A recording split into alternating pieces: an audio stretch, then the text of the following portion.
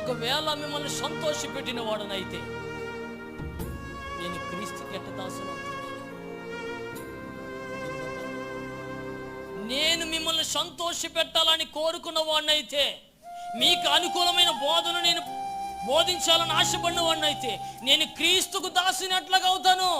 నేను క్రీస్తుకు బిడ్డని ఎట్లాగా అవుతాను? నేను క్రీస్తు యొక్క సేవకుని ఎట్లాగా అవుతాను? అనుకూలమైన బోధలు ఎక్కడ ఏ ఆత్మ వెళ్ళిపోతాని బోధ, వాడు రేపు చచ్చిపోతే నరకానికి పోతాడని తెలియదు. అయ్యలేవు ఏకాడికి పొగిడి ఏకాడికి నవ్వించే మాటలు. నేను ఇప్పుడు కూడా చెప్తాను, ప్రభు మహాకృపను బట్టి నాకు ఇప్పుడు వరకు అందుబాటు ఏమి లేదు. నవ్వించే ఆలోచన